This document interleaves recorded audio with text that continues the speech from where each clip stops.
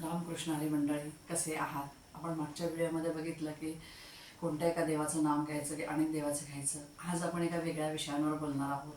तुमच्याशी चर्चा करणार आहे की आपण बघितलं की आत्ताच आपण बघितलं की काल परवाच्या दिवशी आपली 25 तारखेला आषाढी एकादशी झाली आणि आषाढी एकादशीला भरपूर भाविक, लाखो भाविक भक्त हे पंढरपुरामध्ये दाखल होऊन पांडुरंगाचं दर्शन घेतलं.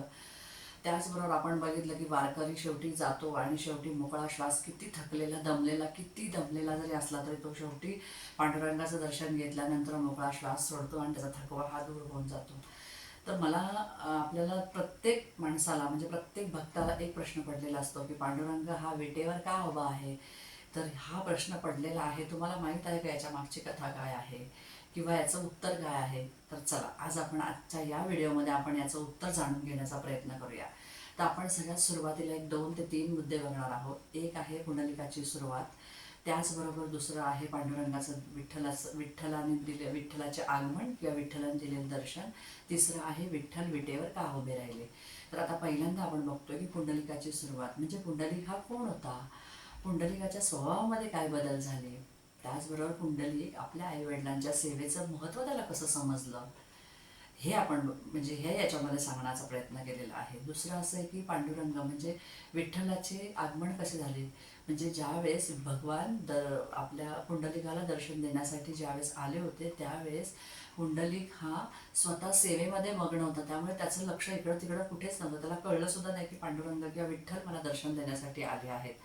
मग त्यावेळेस त्याने काय केलं, तर विठ्ठल विटेवर का उभे राहिले त्याचे दोन कारणं किंवा दोन मी तुम्हाला हे सांगते. म्हणजे तुम्हाला त्याची 2 कारणं सांगते किंवा त्याची कथेची माहिती सांगते की ते का उभे राहिले. तर ज्यावेळेस पुंडलिक हा सेवेमध्ये मग्न होता त्यावेळेस विठ्ठल त्याला दर्शन द्यायला आले आणि दर्शन द्यायला आलेले असताना तो इतका सेवेत मग्न होता की त्यांनी इकडे तिकडे न बघता शेजारी पडलेली एक वीट होती, ती वीट अशी हाताने पुढे सरकवली आणि ती वीट पुढे सरकवल्यावरती विठ्ठलाला कळलं की हा सेवेमध्ये मग्न आहे. त्यावेळेस ते जाऊन त्या विटेवर उभे राहिले. त्याला कोणत्याही प्रकारचं सेवेमध्ये कुठलाही विघ्न किंवा सेवेमध्ये कुठेही त्यांनी त्याला कुठेही थांबवलं नाही, सेवा करूनच दिली, पण ते जाऊन गपचूप आपले विटेवरती उभे राहिले. तर आपल्याला या कथेमधून असाच बोध मिळतो किंवा या कथेमधून आपल्याला असं समजतं की देवाची भक्ती ही आणि आईवडिलांची केलेली सेवा या दोघांचंही खूप सखोल आणि खोल नातं आहे.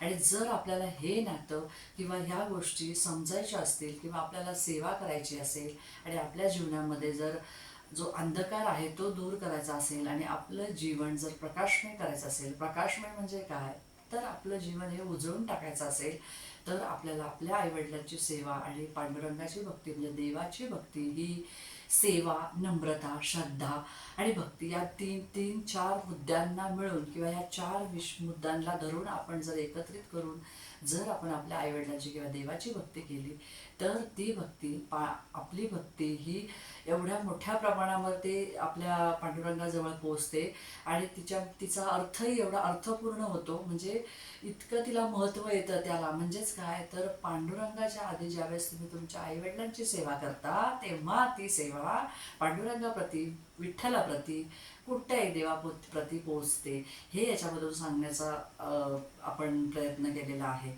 त्याच्याचबरोबर मला हेच म्हणायचं आहे की तुम्हाला ही कथा कशी वाटली, तुम्ही या कथेतनं काय बोध घेतला आहे, किंवा तुम्हाला जर ही कथा आवडली असेल तर माझ्या चॅनलला लाईक करा, शेअर करा, चॅनल सबस्क्राईब करा. चॅनल नवीन आहे, अशाच भक्तिमय कथा ऐकायच्या असतील तर नक्कीच आपल्या चॅनलबरोबर जोडून राहा आणि आपल्या चॅनलला सबस्क्राईब करायला विसरू नका.